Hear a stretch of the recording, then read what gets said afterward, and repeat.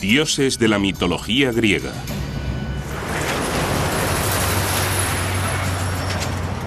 Atenas, Grecia. Una ciudad que bulle con el comercio y la cultura.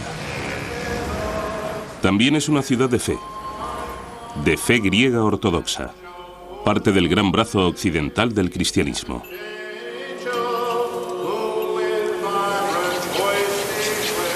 Pero aquí hubo otro mundo del cual solo quedan fascinantes fragmentos.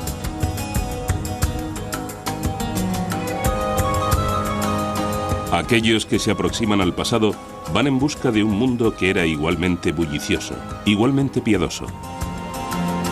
El mundo de los antiguos griegos. Aún nos habla a través de uno de sus legados, la mitología griega. Estaba poblada de muchos dioses y diosas, cada uno con determinados poderes en el mundo y con una historia particular. Durante decenas de miles de años antes de los tiempos bíblicos, los relatos de los dioses y sus actividades fueron transmitidos por los narradores. Es sumamente difícil, pero intentamos imaginar cómo eran aquellos tiempos. Si hago memoria, creo que mis historias favoritas sobre los dioses, las que más me hicieron pensar y más me impresionaron, fueron la de cómo Atenea nació de un dolor de cabeza de Zeus, la de Apolo, que fue un joven alocado, y luego se convirtió en el dios del orden, de la música y el arte, y la de Poseidón, que era el protector de nuestra capital, y además estaba a favor de la paz. Presidiendo a todos estaba Zeus, dios del cielo, dios del trueno. Zeus es un dios del cielo, y te encuentras en los dominios de Zeus cuando estás en plena naturaleza. Zeus ejercía algo de control sobre si tenías o no un buen día o una buena o mala vida. Tenías dos frascos en el umbral. Uno contenía el bien y otro el mal. Y a cada hombre, Zeus le servía una porción de bien y otra de mal. Estaban Afrodita y Artemisa, dos caras de la misma moneda. Afrodita. ¿Y de qué es diosa? Es la diosa de la sexualidad. De la sexualidad femenina. Es la diosa de la belleza. Está relacionada con muchos temas de la fertilidad. En el otro extremo tenemos a Artemisa, que es una virgen muy casta. Y Apolo, quien, como todos los dioses y diosas de la antigua Grecia, tenía más de un poder. Él es el organizador, el civilizador. Es el quien lleva carreteras donde nunca las había habido. Es el quien cura, pero quien también puede traer las plagas. Esto es algo que ocurre con muchos dioses griegos. Si pueden provocar algo, también pueden detenerlo. Era un dios, como se ha expresado con brillantez. Un dios distante y, por lo tanto, trataba con la gente no cara a cara y cuerpo a cuerpo. Se le daba mejor disparar su arco y matar a la gente desde muy lejos. Por consiguiente, sus amores también era mejor mantenerlos a distancia. Estos dioses y diosas evolucionaron conforme los antiguos griegos intentaban encontrar sentido, y tal vez fue en un mundo que con frecuencia suponía un desafío. Sus historias fueron adornadas y alteradas con el tiempo a medida que distintas civilizaciones entraron en contacto con la antigua Grecia. Grecia ha estado habitada desde aproximadamente el año 700 a.C. Y hubo invasiones de pueblos de Oriente Medio y del norte. Y cada invasión no condujo a que hubiera otro grupo de divinidades, sino a más estratos de divinidades añadidos a las ya existentes. De modo que los dioses griegos son una amalgama de múltiples culturas, sobre todo de culturas de Oriente Medio.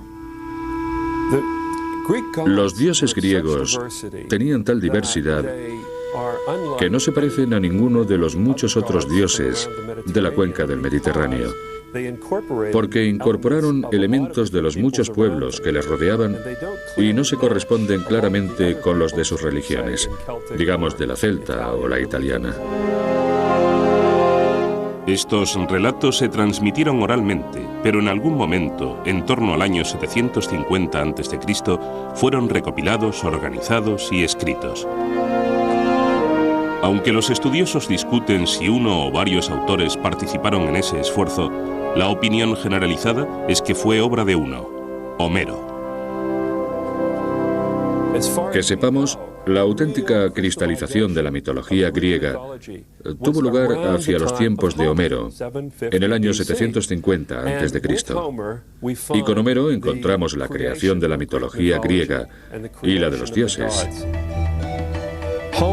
Homero le dio sus dioses a los griegos. Él les dio, de hecho, lo más parecido a una Biblia que tuvieron los griegos. En el principio, nos dice Homero, estaba Océano, un espíritu con forma de un gran río circular e interminable que desembocaba en sí mismo.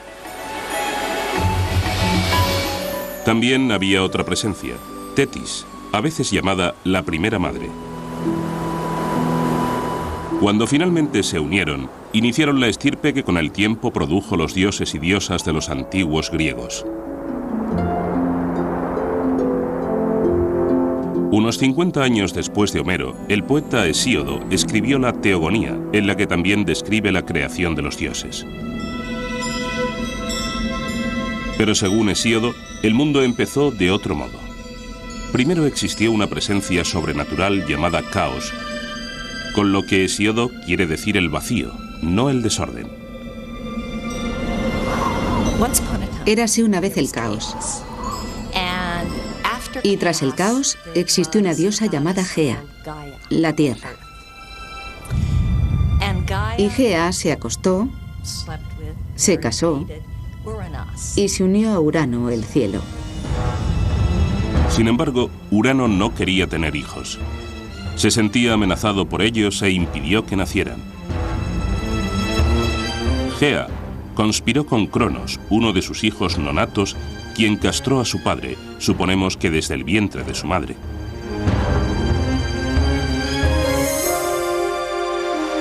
Los genitales amputados de Urano cayeron al mar, del cual surgió una sorprendente entidad, Afrodita, diosa del amor.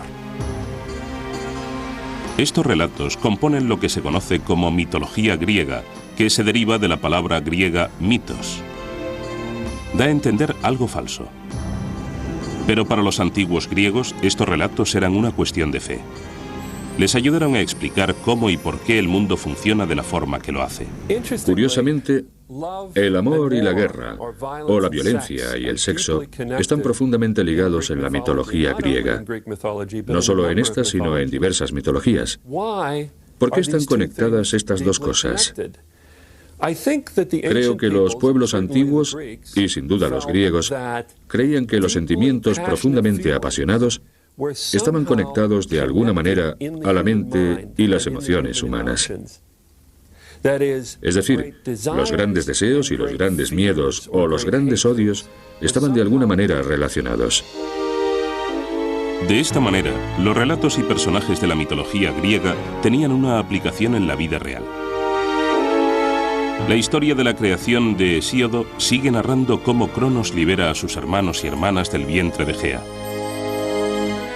Esos seres serían conocidos como los titanes, nacidos solo después de que su padre fuera castrado. El tema del conflicto entre padre e hijo tiene continuidad cuando Cronos termine matando a sus propios hijos.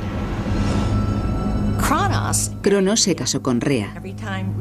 Cada vez que Rea daba luz, él devoraba a su hijo. Rea quería intensamente tener hijos, de modo que cogió a un bebé, Zeus, cuando nació.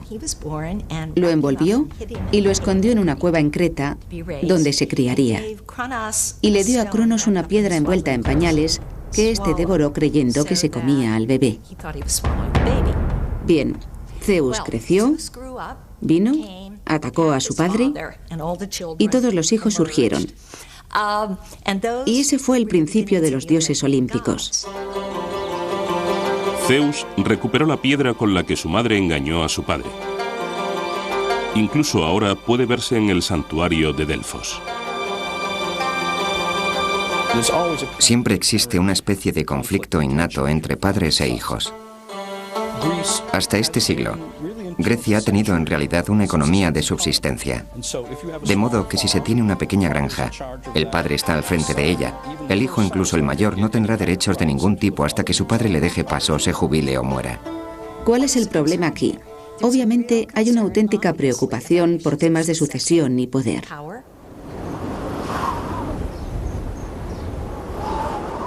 Una vez que Zeus salva a sus hermanos y hermanas de su padre, toman el monte Olimpo. Desde ese bastión luchan por el control del mundo contra su padre, sus tíos y tías, que eran todos titanes. Finalmente, los dioses y diosas del Olimpo se impusieron.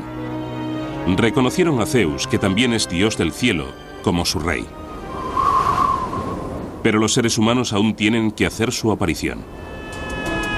A continuación, la excitante e inquietante llegada de la humanidad al mundo.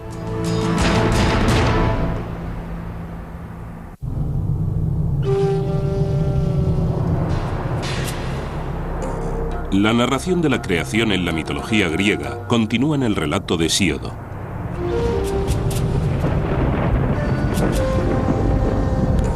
Generaciones de dioses continúan luchando unos contra otros antes de la llegada de la humanidad al cosmos. Creo que dice algo muy interesante de una cultura. Si ésta considera como momentos de formación tanto los de conflicto como los de producción unificada, de producción pacífica. Cada vez que estudio o enseño un curso que trata de la mitología griega, no deja de abrumarme lo persistentes que son esos conflictos.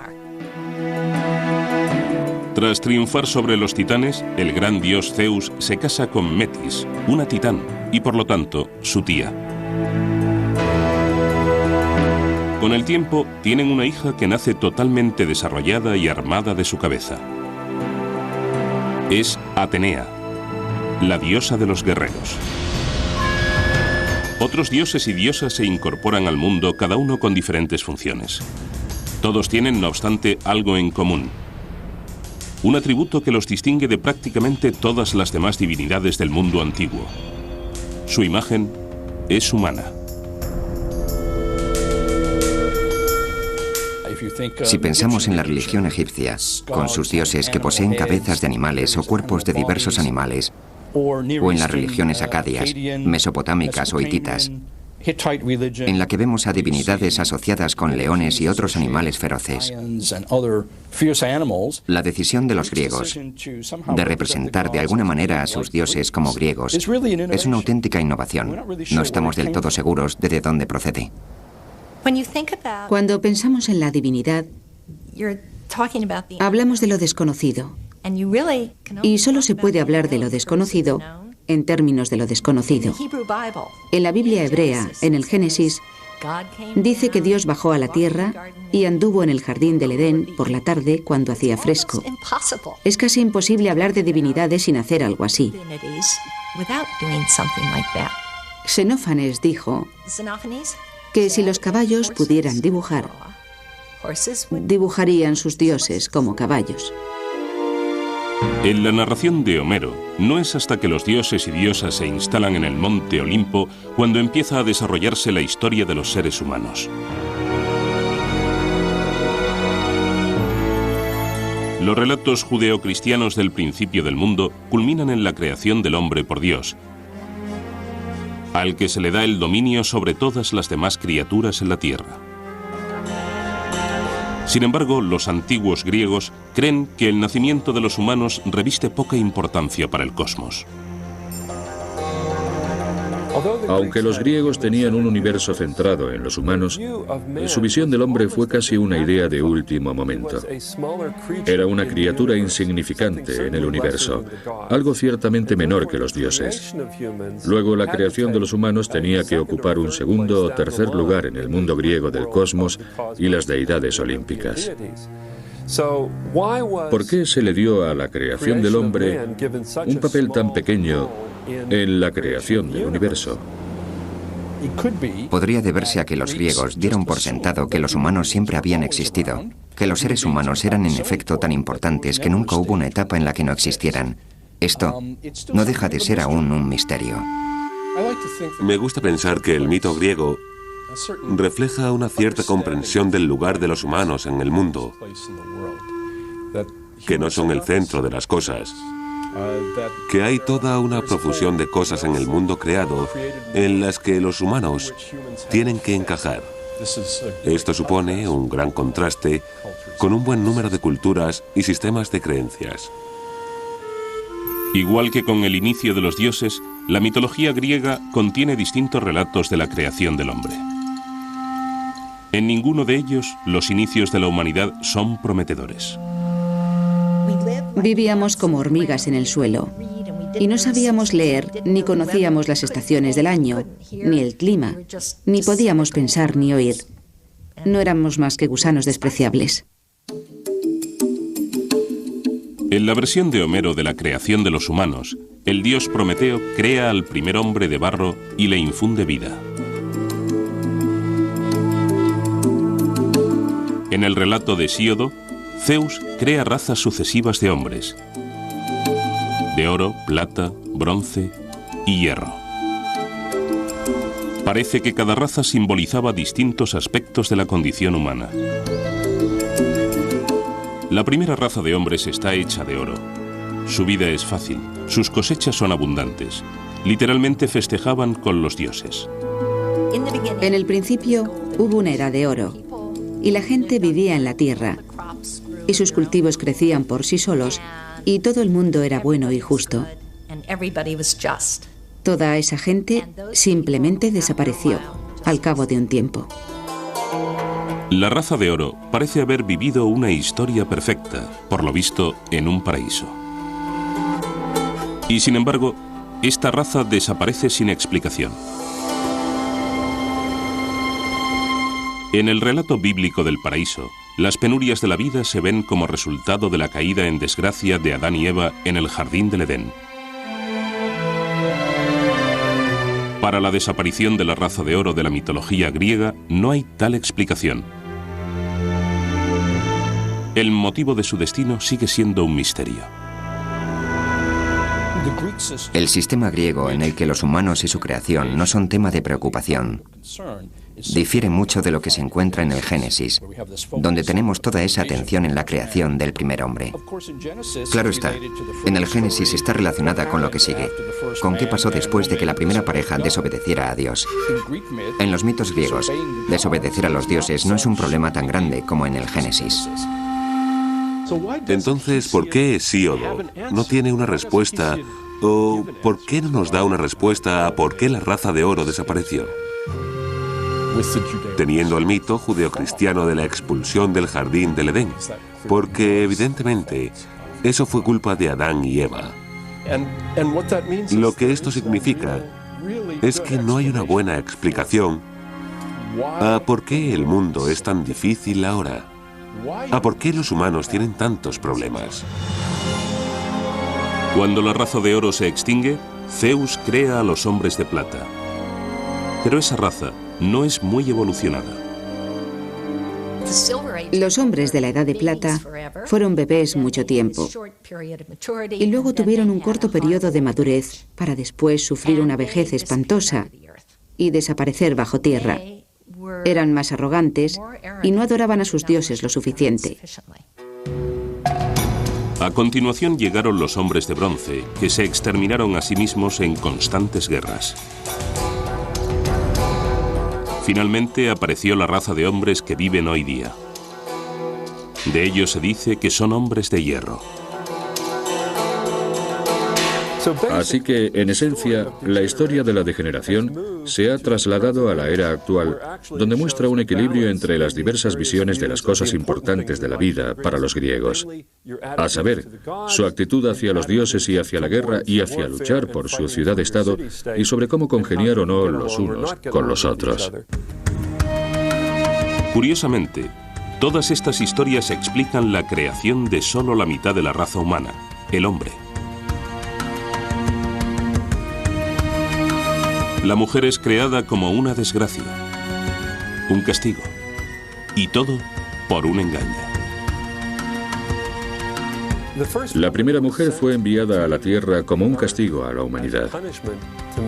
Esto suena increíblemente misógino, y fue una historia inconcebiblemente misógina por parte de Hesíodo, que la contó en el año 700 a.C.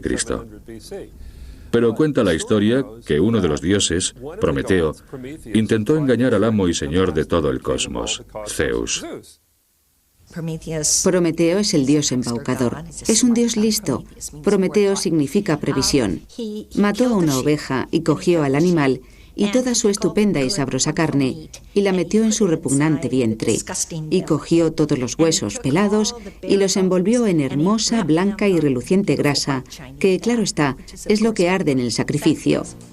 Y le presentó los 2 paquetes a Zeus y le dijo: elige. Zeus sabe que Prometeo le está engañando, que representa a la humanidad. Como represalia, Zeus castiga a los hombres quitándoles el fuego. A su vez, Prometeo roba el fuego y se lo devuelve a la humanidad.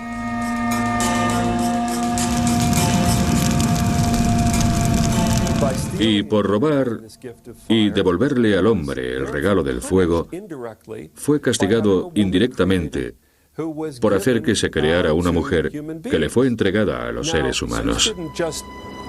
Ahora, Zeus no le dio ese objeto diabólico a la humanidad sin más. Lo llamó un mal hermoso.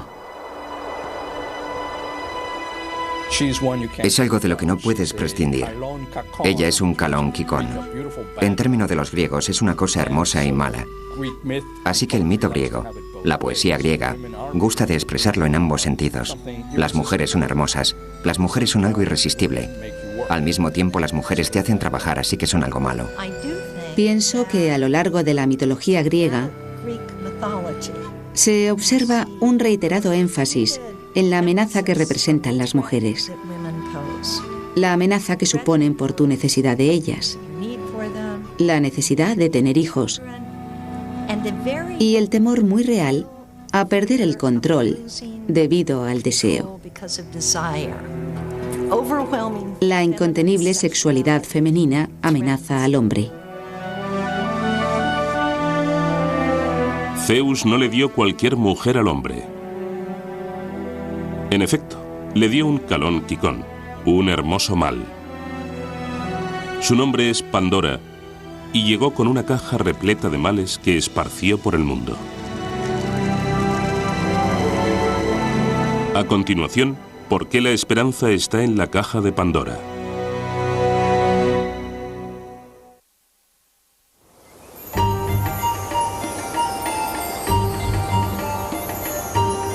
La primera mujer en la mitología griega es Pandora, y su historia recuerda la de Eva y el fruto prohibido en el jardín del Edén. Se le entrega una caja y se le dice que no la abra, pero Pandora lo hace. Y todos los males del mundo son liberados. La enfermedad, el dolor, el sufrimiento, las plagas. Demasiado tarde cierra la caja dejando solo una cosa, la esperanza. ¿Pero qué hace la esperanza en la caja llena de males de Pandora?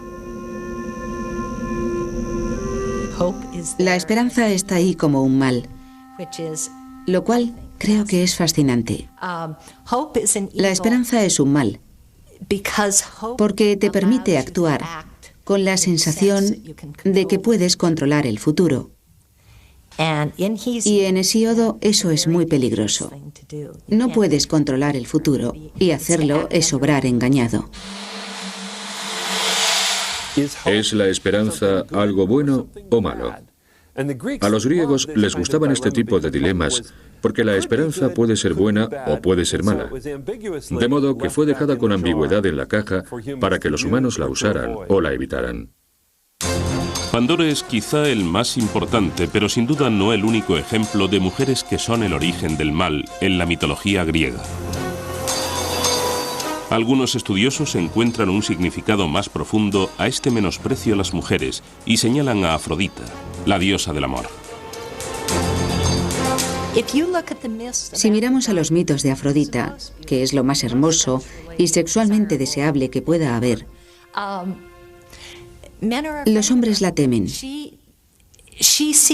Vio a un hombre, un ser humano, Anquises, en una colina a las afueras de Troya y quiere acostarse con él. Se le aproxima y él le dice: «Eres demasiado hermosa para ser humana. Tienes que ser una diosa y no quiero acostarme contigo».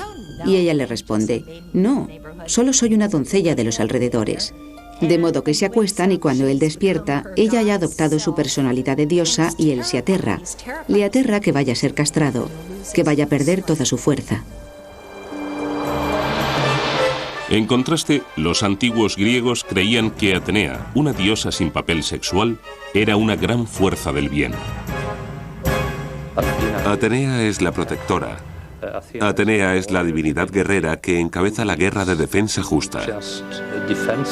Ella es la diosa de la ciudad y, en muchos sentidos, la divinidad más importante que tienen los atenienses. Y eso puede ser válido para muchas otras ciudades donde existe una acrópolis con un templo de Atenea en la cima. Por lo tanto, el mundo de los dioses y diosas griegos no es simplemente una colección pintoresca de relatos, sino una ventana a una civilización antigua, a sus ideas y a sus valores. El tipo de pensamiento indirecto que se observa en los mitos, el tipo de narraciones que saltan de un sitio al otro, que introduce criaturas extrañas, se parecen mucho a los sueños.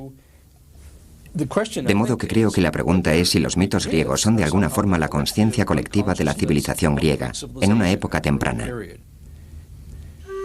De forma consciente o inconsciente, los dioses están muy presentes en la vida cotidiana de los antiguos griegos. En cada montaña, en cada planta, en cada una de las emociones que experimentaban, pensaban que detrás había un dios controlándolo todo.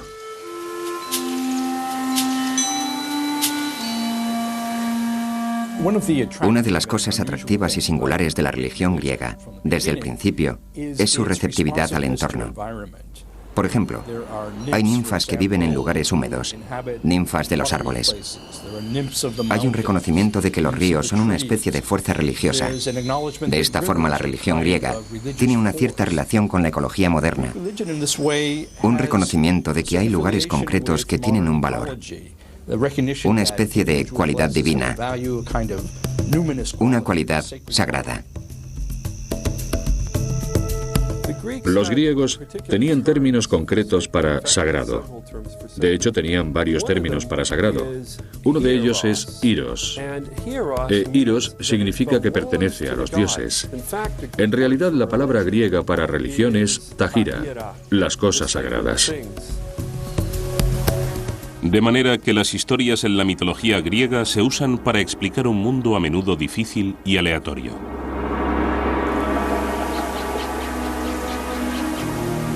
El invierno nace cuando Perséfone, la hija de la diosa Deméter, es raptada por el dios Hades y llevada al infierno para ser su esposa. Deméter estaba terriblemente alterada por haber perdido a su hija y empezó a recorrer el mundo en su busca.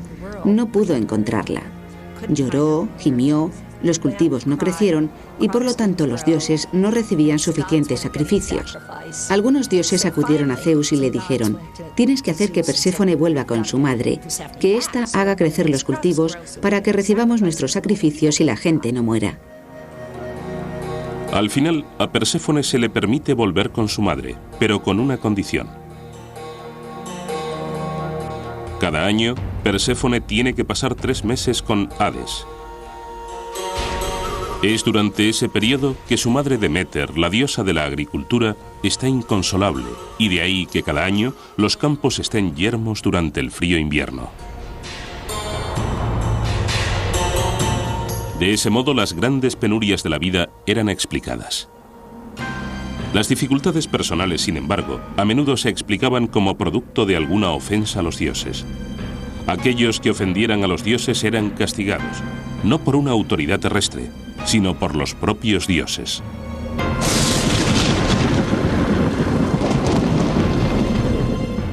Hay en efecto una palabra griega, desidinomia, que significa temor a los dioses o respeto a los dioses.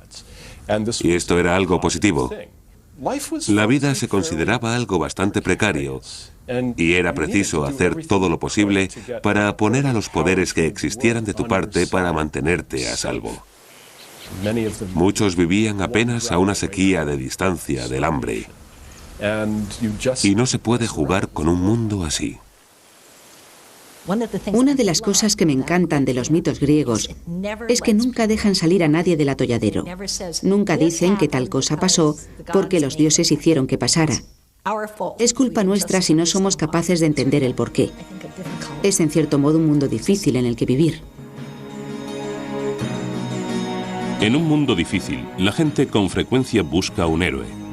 Alguien que les traiga la liberación de una vida aparentemente llena de adversidades. Hay quienes piensan que un niño nacido de un dios griego y una mujer mortal prefigura la aparición de Cristo. ¿Estaba esto destinado a pasar? A continuación, dos de las mayores figuras de la mitología griega y cómo esclarecieron la idea de los antiguos griegos del destino contra el libre albedrío.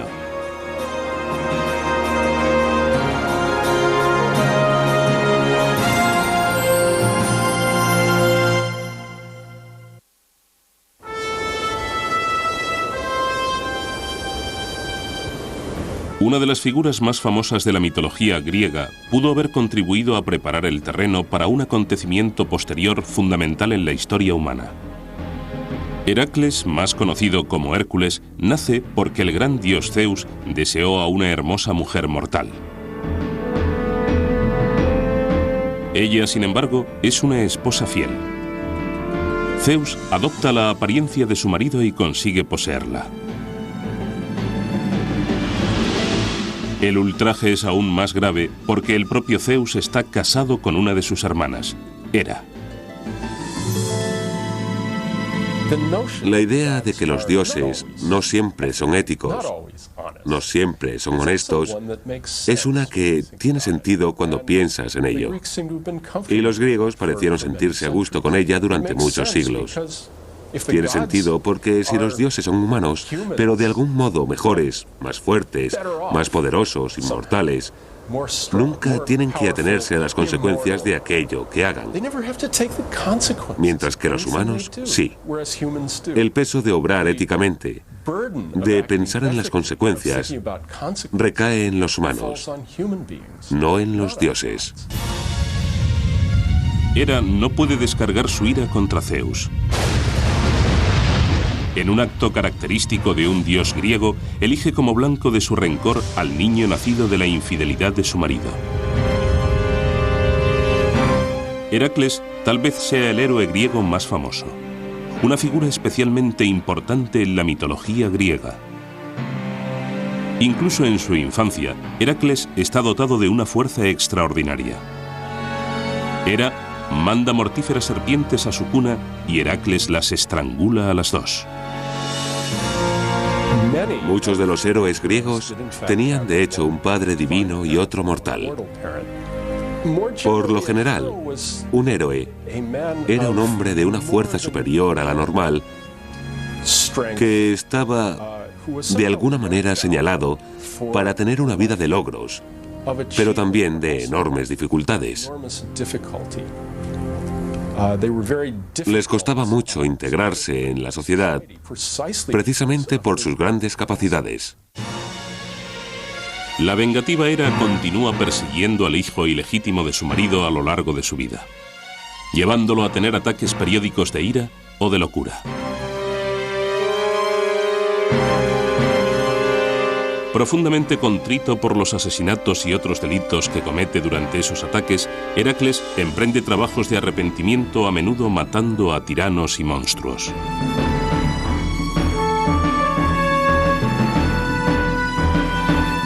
Al final de su vida, a Heracles le es concedida la inmortalidad y llevado por su padre, Zeus, a vivir con él en el monte Olimpo.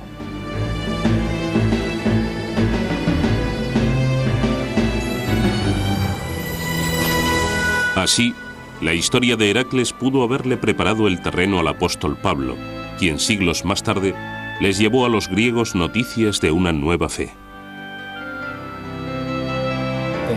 Ellos tenían una historia del hijo de un dios, Heracles, que sufrió y murió, y luego pasó por una apoteosis y subió al Olimpo, de modo que la historia de otro hijo de un dios que sufrió y murió y fue al cielo no le resultaría del todo desconocida. De igual forma, la idea de que un dios puede adoptar forma humana y parecer uno de nosotros era totalmente aceptable para un auditorio griego pagano. De ese modo, el primer cristianismo avanzó en Grecia y arraigó entre sus gentes con bastante facilidad. No exactamente la figura de Cristo, sino con elementos de él, porque era alguien que a través de esfuerzos, sufrimiento, trabajo y lealtad alcanzó la divinidad. Aunque Heracles es excepcional, solo es uno de los muchos héroes que anduvieron entre los mortales. Están Aquiles y Ulises, grandes guerreros de la guerra de Troya. Y Teseo, cuyas hazañas incluyen matar al temible Minotauro, la criatura que se daba festines con la carne de jóvenes griegos. Pero los héroes no tenían que ser hijos de los dioses. Tampoco eran heroicos en los términos actuales, exponerse a graves peligros por los demás. Para los antiguos griegos, un héroe era alguien que rompía los lazos con la vida normal, pasara lo que pasara. No es necesario que un héroe descienda de un dios o una diosa. Ni siquiera es necesario que un héroe haga algo bueno en la vida. De modo que una hazaña es más hacer algo extraordinario y ser reconocido por ello. Ahora bien, ese hecho extraordinario, realizado por un héroe, podía ser matar a un grupo de enemigos o matar a gente en su propia comunidad de una forma tan extraña que hubiera que consultar a los dioses. Así que los héroes son individuos raros y peligrosos. Extraordinarios, pero no forzosamente extraordinariamente buenos. Los héroes son en realidad proyecciones de lo que supone ser humano en gran escala. Ellos concentran tanto el gran potencial de los seres humanos en su mejor momento como la vulnerabilidad de los humanos. Otro héroe insólito es Edipo, que mata a su padre y se casa con su madre.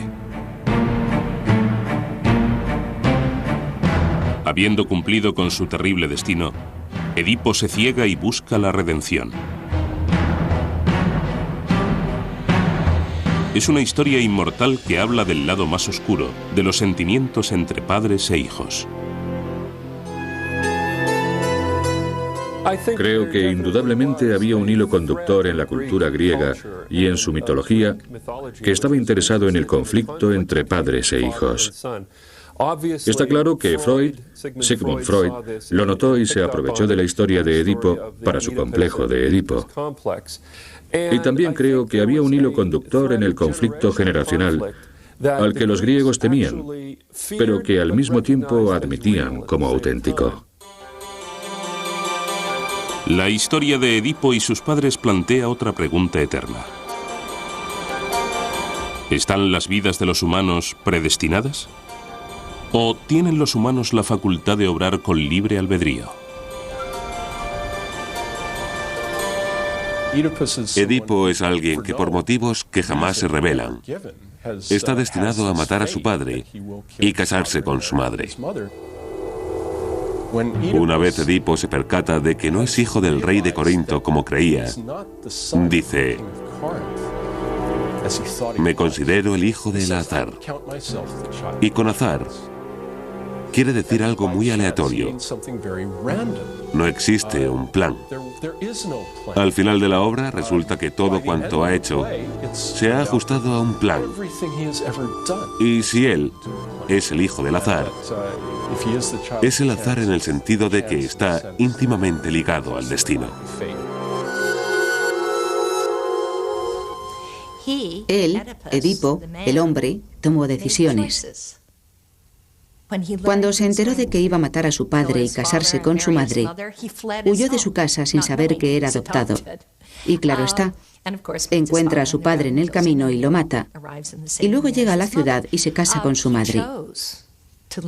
Él elige irse de su casa.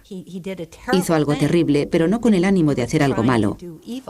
Y el destino no le hizo hacerlo.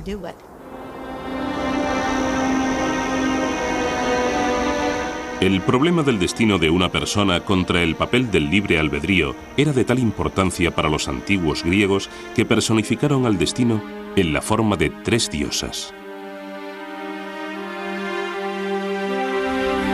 Cuando leemos la poesía de Homero, parece que fluye en 2 direcciones. Por un lado, las Parcas son 3 mujeres: Cloto, Láquesis y Atropos. Sus nombres significan la tejedora, la controladora, y no hay vuelta atrás.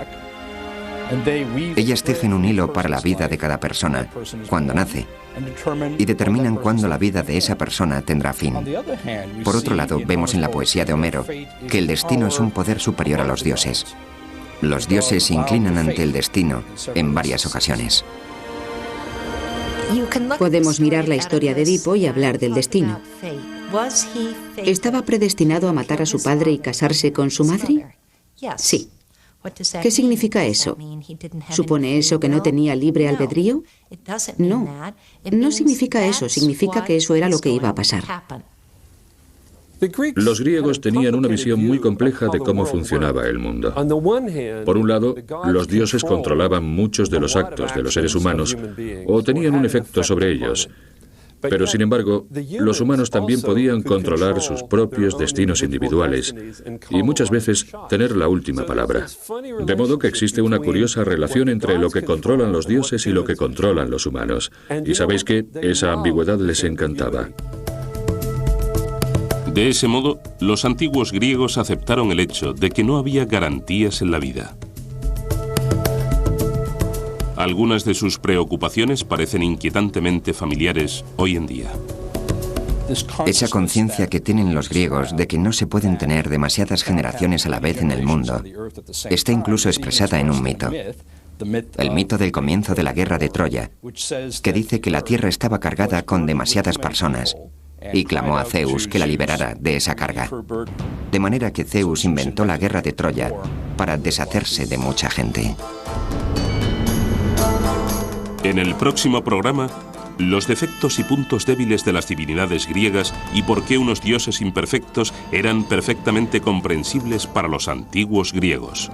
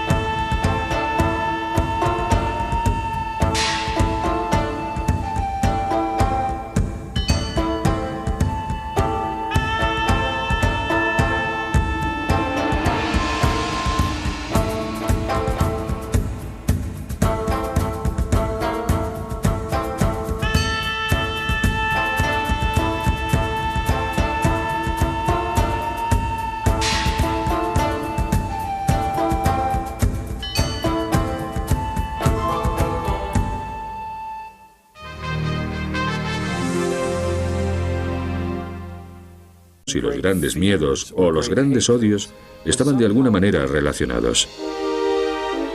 De esta manera, los relatos y personajes de la mitología griega tenían una aplicación en la vida real.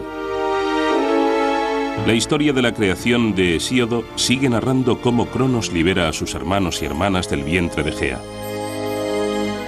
Esos seres serían conocidos como los titanes, nacidos solo después de que su padre fuera castrado.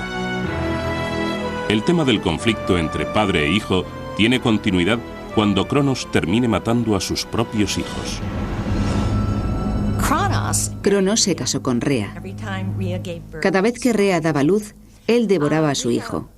Rea quería intensamente tener hijos, de modo que cogió a un bebé, Zeus, cuando nació. Lo envolvió y lo escondió en una cueva en Creta, donde se criaría. Y le dio a Cronos una piedra envuelta en pañales que éste devoró creyendo que se comía al bebé. Bien, Zeus creció, vino, atacó a su padre y todos los hijos surgieron. Y ese fue el principio de los dioses olímpicos. Zeus recuperó la piedra con la que su madre engañó a su padre. Incluso ahora puede verse en el santuario de Delfos. Siempre existe una especie de conflicto innato entre padres e hijos. Hasta este siglo, Grecia ha tenido en realidad una economía de subsistencia. De modo que si se tiene una pequeña granja, el padre está al frente de ella. El hijo, incluso el mayor, no tendrá derechos de ningún tipo hasta que su padre le deje paso, se jubile o muera. ¿Cuál es el problema aquí? Obviamente hay una auténtica preocupación por temas de sucesión y poder.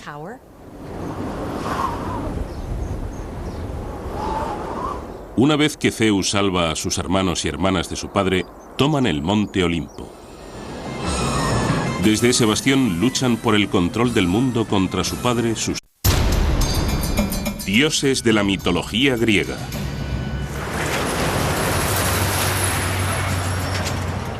Atenas, Grecia. Una ciudad que bulle con el comercio y la cultura. También es una ciudad de fe griega ortodoxa, parte del gran brazo occidental del cristianismo.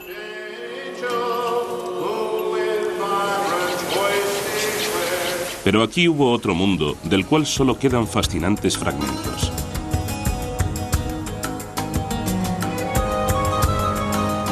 Aquellos que se aproximan al pasado van en busca de un mundo que era igualmente bullicioso, igualmente piadoso. El mundo de los antiguos griegos.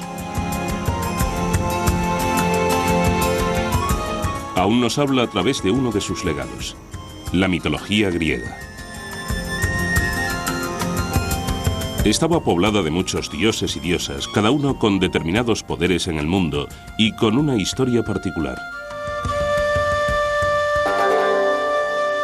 Durante decenas de miles de años antes de los tiempos bíblicos, los relatos de los dioses y sus actividades fueron transmitidos por los narradores. Es sumamente difícil, pero intentamos imaginar cómo eran aquellos tiempos. Si hago memoria, creo que mis historias favoritas sobre los dioses, las que más me hicieron pensar y más me impresionaron, fueron la de cómo Atenea nació de un dolor de cabeza de Zeus, la de Apolo, que fue un joven alocado, y luego se convirtió en el dios del orden, de la música y el arte, y la de Poseidón, que era el protector de nuestra capital, y además estaba a favor de la paz. Presidiendo a todos estaba Zeus, dios del cielo griegos. Unos 50 años después de Homero, el poeta Hesíodo escribió la Teogonía, en la que también describe la creación de los dioses. Pero según Hesíodo, el mundo empezó de otro modo. Primero existió una presencia sobrenatural llamada caos, con lo que Hesíodo quiere decir el vacío, no el desorden. Érase una vez el caos. Y tras el caos existió una diosa llamada Gea, la tierra. Y Gea se acostó, se casó y se unió a Urano, el cielo. Sin embargo, Urano no quería tener hijos. Se sentía amenazado por ellos e impidió que nacieran. Gea conspiró con Cronos, uno de sus hijos nonatos, quien castró a su padre, suponemos que desde el vientre de su madre.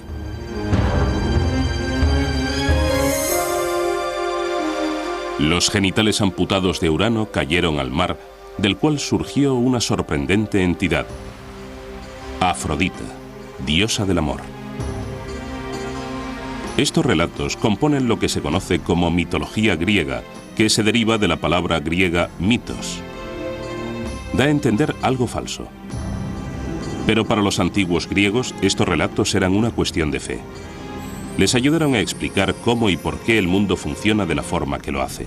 Curiosamente, el amor y la guerra, o la violencia y el sexo, están profundamente ligados en la mitología griega. No solo en esta, sino en diversas mitologías. ¿Por qué están conectadas estas dos cosas? Creo que los pueblos antiguos, y sin duda los griegos, creían que los sentimientos profundamente apasionados estaban conectados de alguna manera a la mente y las emociones humanas. Es decir, los grandes deseos. Dios del trueno. Zeus es un dios del cielo, y te encuentras en los dominios de Zeus cuando estás en plena naturaleza. Zeus ejercía algo de control sobre si tenías o no un buen día o una buena o mala vida. Tenías dos frascos en el umbral.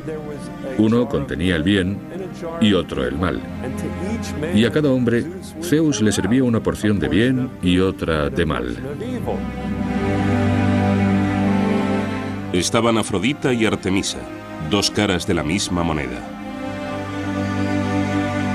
Afrodita. ¿Y de qué es diosa? Es la diosa de la sexualidad. De la sexualidad femenina. Es la diosa de la belleza. Está relacionada con muchos temas de la fertilidad. En el otro extremo tenemos a Artemisa, que es una virgen muy casta. Y Apolo, quien, como todos los dioses y diosas de la antigua Grecia, tenía más de un poder. Él es el organizador, el civilizador.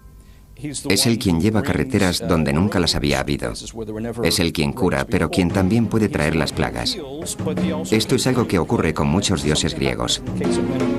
Si pueden provocar algo, también pueden detenerlo. Era un dios, como se ha expresado con brillantez. Un dios distante y, por lo tanto, trataba con la gente no cara a cara y cuerpo a cuerpo. Se le daba mejor disparar su arco y matar a la gente desde muy lejos. Por consiguiente, sus amores también era mejor mantenerlos a distancia. Estos dioses y diosas evolucionaron conforme los antiguos griegos intentaban encontrar sentido, y tal vez fue en un mundo que con frecuencia suponía un desafío. Sus historias fueron adornadas y alteradas con el tiempo a medida que distintas civilizaciones entraron en contacto con la antigua Grecia. Grecia ha estado habitada desde aproximadamente el año 700 a.C. Y hubo invasiones de pueblos de Oriente Medio y del norte. Y cada invasión no condujo a que hubiera otro grupo de divinidades, sino a más estratos de divinidades añadidos a las ya existentes. De modo que los dioses griegos son una amalgama de múltiples culturas, sobre todo de culturas de Oriente Medio. Los dioses griegos tenían tal diversidad que no se parecen a ninguno de los muchos otros dioses de la cuenca del Mediterráneo, porque incorporaron elementos de los muchos pueblos que les rodeaban y no se corresponden claramente con los de sus religiones, digamos de la celta o la italiana. Estos relatos se transmitieron oralmente, pero en algún momento, en torno al año 750 a.C., fueron recopilados, organizados y escritos. Aunque los estudiosos discuten si uno o varios autores participaron en ese esfuerzo, la opinión generalizada es que fue obra de uno, Homero. Que sepamos, la auténtica cristalización de la mitología griega tuvo lugar hacia los tiempos de Homero, en el año 750 a.C. Y con Homero encontramos la creación de la mitología griega y la de los dioses. Homero le dio sus dioses a los griegos. Él les dio, de hecho, lo más parecido a una Biblia que tuvieron los griegos. En el principio, nos dice Homero, estaba Océano, un espíritu con forma de un gran río circular e interminable que desembocaba en sí mismo. También había otra presencia, Tetis, a veces llamada la primera madre. Cuando finalmente se unieron, iniciaron la estirpe que con el tiempo produjo los dioses y diosas de los antiguos.